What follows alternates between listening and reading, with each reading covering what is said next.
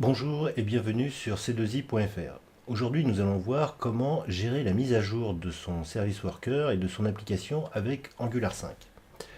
Je ne sais pas si vous vous en souvenez, dans une précédente vidéo, je vous avais montré comment mettre en place le service worker avec Angular 5, donc avec le module @angular/service-worker. Si vous vous souvenez bien, le principe de fonctionnement de ce service worker, c'est de mettre en place un fichier de configuration dans lequel vous avez deux catégories. Vous avez les groupes de type asset et les groupes de type data.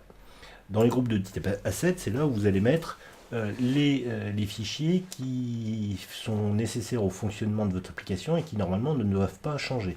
Donc vous avez par exemple les ressources pour les favicons, ce genre de choses.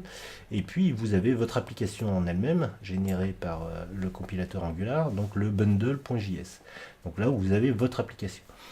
Donc ces fichiers-là, et le fichier de l'application lui-même, il est mis en cache par le service worker à l'intérieur du cache du navigateur. Donc qu'est-ce qui se passe si vous voulez mettre à jour votre application, vous voulez vous voulez mettre en place une nouvelle version? Donc avec le service worker d'Angular, il existe une méthode très simple qui permet d'aller vérifier, de demander au navigateur d'aller vérifier s'il y a une mise à jour de votre service worker, et si oui, de mettre à jour votre service worker. Donc je vais vous montrer comment ça se passe. Ici on a donc l'application qui a été développée. Donc on voit qu'il y a marqué démo PWA-V1. Donc je vais mettre à jour mon application. Je vais faire quelques petits changements. Je vais mettre la version 1.5. Voilà. Et puis dans les composants, ici, c'est mon... Hop là. Pardon. C'est mon app. Voilà, donc ça c'est vraiment des changements qui sont fondamentaux. Et je vais relancer la compilation de mon application, la génération ensuite du script de configuration de mon service worker, et enfin je lance un HTTP serveur pour écouter le port 3333 sur lequel tourne mon application. Donc là on va attendre qu'il finisse de compiler. Allez ma puce.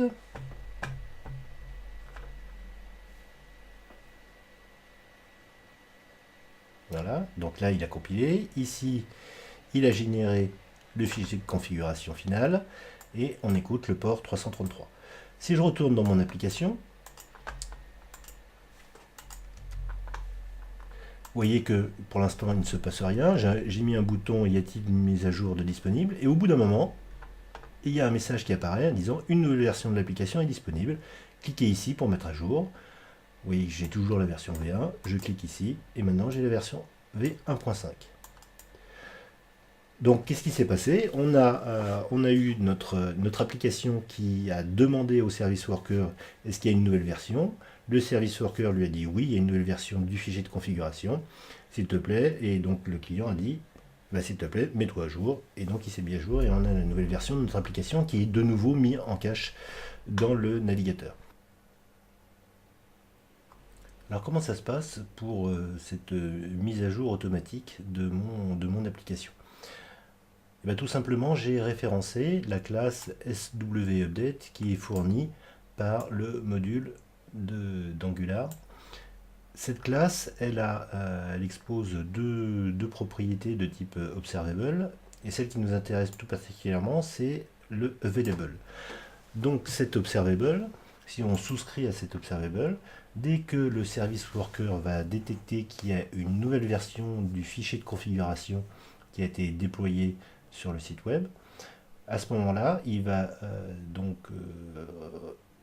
déclencher un événement et vous indiquer qu'il y a une mise à jour qui est effectuée. Dans mon application, donc j'ai écouté cet observable, et si il m'appelle, je fais apparaître le bouton show update, hein, si j'ai un ngIf sur le show update.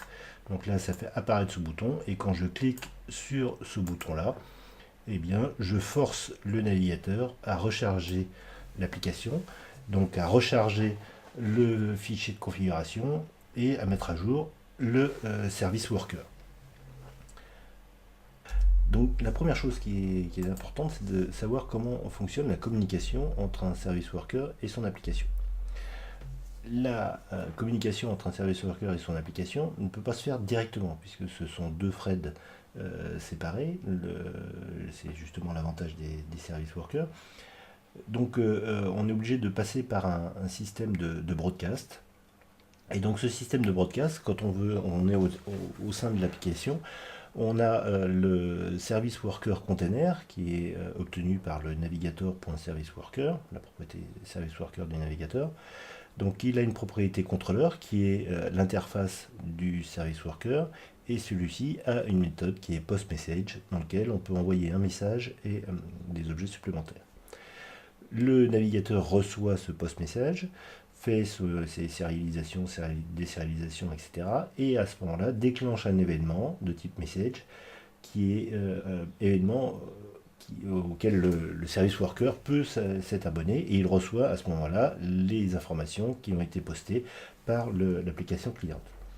Et on a exactement la même chose en sens inverse, c'est-à-dire que le service worker, quand il veut envoyer un message auprès de l'application, il a sa propriété client qui a une méthode post-message dans laquelle on peut avoir un message et des informations supplémentaires.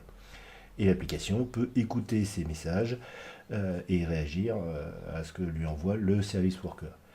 Donc voilà comment, de façon globale, de façon générique, comment fonctionne un service worker. Donc maintenant, nous allons voir comment cela a été implémenté au sein des service workers proposés par Angular. Donc là, j'ai ouvert le code source du module service worker proposé par Google. Donc le point d'entrée de ce module, c'est l'initialisation d'une classe de type NGSW comme channel, à vos souhaits, qui reçoit le service worker container du navigateur. Donc là, vous voyez que on a bien dans l'initialisation, là, est-ce que mon navigateur supporte les service workers? S'il supporte les service workers, à ce moment-là, on va créer le NGSW comme channel.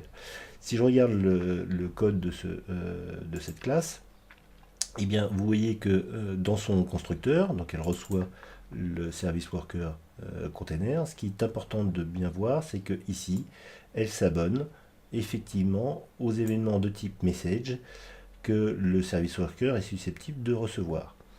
Et ces messages, elle les stocke dans un observable qu'elle peut typer, qui est event of type.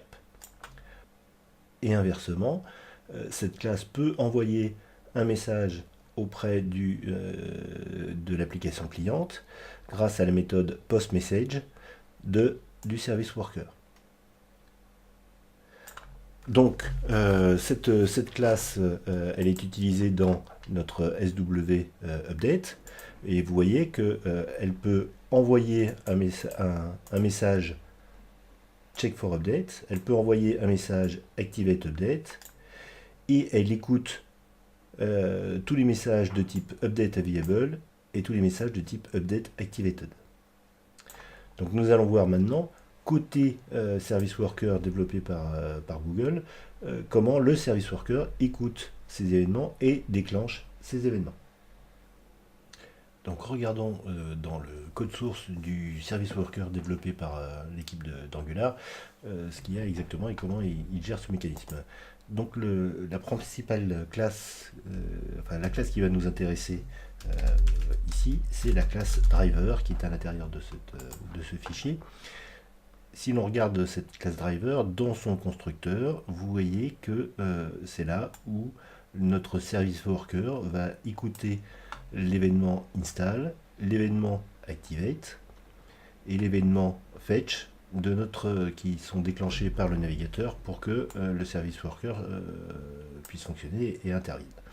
Nous, ce qui nous intéresse, ça va être l'événement de type message et voir ce que fait cette classe-là.